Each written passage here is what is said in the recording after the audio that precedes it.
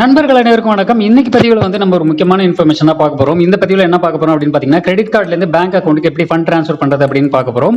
Bro என்ன bro ஏற்கனவே நீங்க தான் போட்டிங்களா, என்ன திருப்பி போட்ட வீடியோ போடுறீங்க அப்படின்னு நீங்க கேட்கலாம். ஆனா இது வந்து ரொம்ப இம்பார்ட்டன்டான வீடியோ. இது எதனால இப்படி நீங்க திருப்பி இந்த டாபிக்ல போடுறேன் அப்படின்னா, ஏற்கனவே நம்ம பார்த்த ஒரு ஆப்ல வந்து நம்ம வந்து வாலெட்ல ஆட் பண்ணி அப்புறம் பேங்க் அக்கௌண்ட்டுக்கு ட்ரான்ஸ்ஃபர் பண்ணோம்.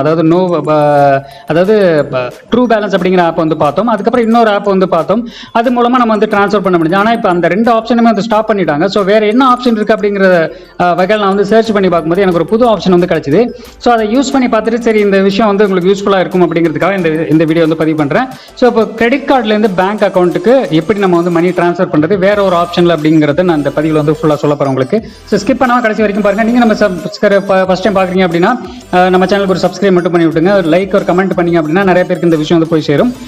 நம்ம இப்போ வீடியோக்குள்ளே போகலாம். ஸோ இப்போ இந்த வீடியோவில் நான் காட்ட போகிறது இந்த ஆப்போட பேர் வந்து பார்த்தீங்கன்னா நோ புரோக்கர் ஆப். இதுதான் இந்த ஆப் பேர் பார்த்தீங்கன்னா நோ புரோக்கர் ஆப். இது வந்து என்ன மாதிரியான ஒரு ஆப் அப்படின்னு பார்த்தீங்கன்னா, இது நார்மலாக வந்து ரெண்ட் வீடு வந்து வாடகைக்கு நீங்கள் பார்க்குறதுக்காக இருக்கட்டும், இல்லை வந்து நீங்கள் வீடு வந்து வாடகை கொடுறதா இருக்கட்டும், ஃப்ரீயாக வந்து இதில் ரெஜிஸ்டர் பண்ணிட்டு நீங்கள் அந்த விஷயம் பண்ணலாம். ஸோ அதே நேரத்தில் வந்து பார்த்தீங்கன்னா இதில் பே ரெண்ட் ஆப்ஷன் அப்படிங்கிற ஒரு ஆப்ஷன் மூலமாக நீங்கள் வந்து கிரெடிட் கார்டுலேருந்து பேங்க் அக்கௌண்ட்டுக்கு பணத்தை வந்து ட்ரான்ஸ்ஃபர் பண்ணலாம். ஸோ அது எப்படி பண்ணலாம் அப்படின்னு நம்ம வந்து பார்க்கும்போது, நோ ரெண்ட் அதாவது இப்போ ரெண்ட் ட்ரான்ஸ்ஃபர் அப்படிங்கிற அந்த ஆப்ஷன் வந்து இப்போ வந்து ஆர்பிஐயில் வந்து ஸ்ட்ரிக் பண்ணிட்டாங்க. சில பேங்க்ல வந்து அதை ஸ்டாப் பண்ணிட்டாங்க.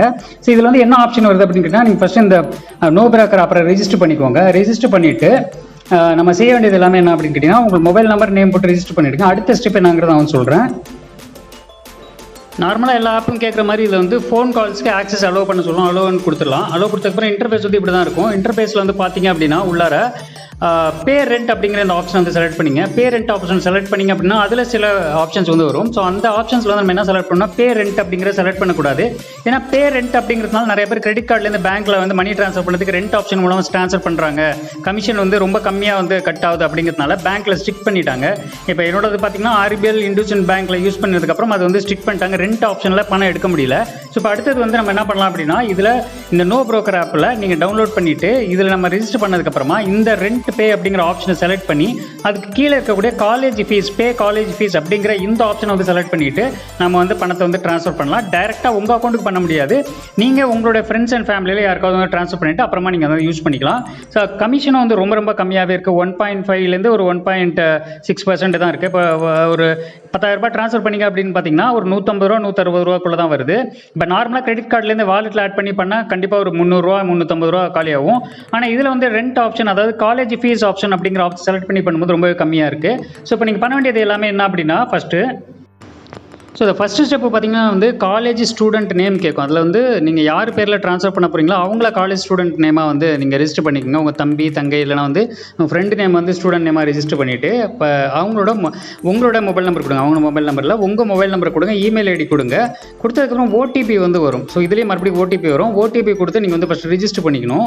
ஸோ இது ரெஜிஸ்டர் பண்ணதுக்கப்புறம் பார்த்தீங்க அப்படின்னா நெக்ஸ்ட் பேஜில் வந்து உங்களுக்கு வந்து கேட்கும். இந்த மாதிரி வந்து அந்த ஸ்கூல் காலேஜோட பேங்க் அக்கௌண்ட் நம்பர் வந்து கேட்கும். ஸோ நம்ம வந்து டைரெக்டாக ஸ்கூல் காலேஜோட பேங்க் அக்கௌண்ட் நம்பர் கொடுக்கணுங்கிறதுல நம்ம யார் பேருக்கு ட்ரான்ஸ்ஃபர் பண்ணுமோ அவங்க பேரே வந்து நம்ம ஸ்கூல் காலேஜ் நேமில் அந்த ஒரு பர்டிகுலர் பர்சன் நேமை வந்து ரெஜிஸ்டர் பண்ணிவிட்டு அதுக்கப்புறமா அதில் வந்து ஸ்டூடெண்ட்டோட என்ரோல்மெண்ட் நம்பர் கேட்கும். அதாவது இப்போ ஸ்டூடெண்ட்டு நீங்கள் காலேஜ் ஃபீஸுங்கிற ஆப்ஷனில் நம்ம செலக்ட் பண்ணுறதுனால காலேஜ் ஃபீஸ்க்கு அந்த ஸ்டூடெண்ட்டோட ரோல் நம்பர் கேட்கும். இப்போ பார்த்தீங்கன்னா வந்து நான் உதாரணத்துக்கு ஒரு 14909 அப்படிங்கிறத கொடுக்குறேன். ஸோ அந்த மாதிரி கொடுக்கும்போது என்னென்னா அது ஒரு உண்மையிலே வந்து காலேஜ் ஃபீஸ் மாதிரி அந்த கணக்கில் வந்து கவுண்டில் வந்து வரும். ஸோ அதனால தான் இந்த ஆப்ஷன் வந்து வச்சுருக்காங்க. காலேஜ் ஃபீஸ் அப்படிங்கிறத டியூஷன் ஃபீஸ் அப்படிங்கிற ஆப்ஷன்லையும் நீங்கள் பண்ணிக்கலாம். நீங்கள் வந்து 2 பேமெண்ட் தான் பண்ண முடியும் ஒரு மாதத்துக்கு. நீங்கள் வந்து நினச்சப்பெல்லாம் பண்ண முடியாது. மாதத்துக்கு ஒரு 2 பேமெண்ட் வந்து பண்ணலாம். அதனால் நீங்கள் வந்து எவ்வளோ எடுக்கணுமோ அது கொஞ்சம் சேஃபாக நீங்கள் கால்குலேட் பண்ணி அதுக்கேற்ற மாதிரி எடுத்துக்கோங்க. இப்போ வந்து நம்ம என்ன பண்ணலாம் அப்படின்னா டைரெக்டாக வந்து என்ரோல் நம்ம பேர் நம்ம ஏற்கனவே கொடுத்துட்டோம். காலேஜ் நேம்ங்கிற பேரில் வந்து நம்மளுக்கு இப்போ தெரிஞ்சவங்க பேரை ரெஜிஸ்டர் பண்ணணும். பேங்க் அக்கௌண்ட் நம்பர் ரெஜிஸ்டர் பண்ணணும். அதுக்கப்புறம் வந்து நம்ம என்ன ரெஜிஸ்டர் பண்ணோம் அப்படின்னா பேங்க் அக்கௌண்ட் நம்பர் ரெஜிஸ்டர் பண்ணிட்டோம். அப்புறம் வந்து பேன் நம்பர் வந்து கேட்கும். நான் முன்னாடியே சொன்ன மாதிரி பேன் நம்பர் வந்து கேட்கும். யார் பேரில் வந்து நீங்கள் வந்து பணம் ட்ரான்ஸ்ஃபர் பண்ணுறீங்களோ அவங்களோட பேன் நம்பர். ஸோ நீங்கள் வந்து பணம் வந்து ட்ரான்ஸ்ஃபர் பண்ணும்போது ஒரு 50,000க்கு மேலே நீங்கள் வந்து அட் அ டைம் வந்து ட்ரான்ஸ்ஃபர் பண்ண முடியாது. ஸோ இப்போ அட் அ டைமில் நீங்கள் வந்து 50,000க்கு மேலே 50,000 மேலே ட்ரான்ஸ்ஃபர் பண்ணோம் அப்படின்னா உங்களுடைய பேன் நம்பரையும் கொடுக்குற மாதிரி இருக்கும். ஸோ அதனால் பெட்டர் வந்து 50,000க்குள்ளே ட்ரான்ஸ்ஃபர் பண்ணுற மாதிரி பாருங்கள். நீங்கள் ஏன்னா ஒரு அமௌண்ட் வந்து நீங்கள் கிரெடிட் கார்டில் ட்ரான்ஸ்ஃபர் பண்ணும்போது 2 பேமெண்ட்டாக நீங்கள் வந்து பண்ணிக்கலாம். ஒன்று வந்து காலேஜ் ஃபீஸாக பண்ணிக்கலாம், இன்னொன்று வந்து டியூஷன் ஃபீஸ் அப்படிங்கிற ஆப்ஷனில் பண்ணிக்கலாம்.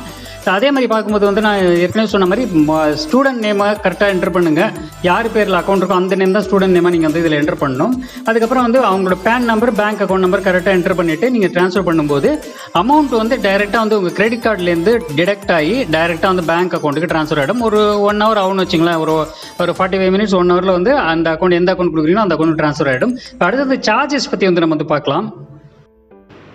ஸோ வந்து சார்ஜஸ் இது வந்து லோட் ஆகுது. நான் இப்போ பார்த்தீங்கன்னா ஏற்கனவே வந்து ஒரு 5000 ரூபாய் ட்ரான்ஸ்ஃபர் பண்ணுறதுக்காக நான் வந்து ட்ரை பண்ணேன். ஸோ 5000 ட்ரான்ஸ்ஃபர் பண்ணுறது உங்களுக்காக இந்த வீடியோ பதிவு பண்ணுறதுக்காக நான் செக் பண்ணும்போது பாருங்கள் வந்து ஒரு ஃபைனலாக வந்து ஒரு 82 ரூபா சம் சேஞ்ச் தான் காமி, 82 ரூபா 50 தான் காமிக்குது. ஸோ மொத்தத்தில் வந்து ஒரு பார்த்தீங்கன்னா 1.4% 1.5% இது வந்து கமிஷன் மாதிரி ஆகுது. இது நார்மலாக வந்து நீங்கள் ரெண்ட் ஆப்ஷனில் ட்ரான்ஸ்ஃபர் பண்ணாலோ இல்லை வந்து கார்டில் வந்து இப்போ மொபைல் வாலெட்டில் ஆட் பண்ணி நீங்கள் வந்து எந்த ஆப்பில் வந்து ட்ரான்ஸ்ஃபர் பண்ணாலுமே கூட ஒரு 250 ரூபா 300 ரூபா கிட்ட வரும்.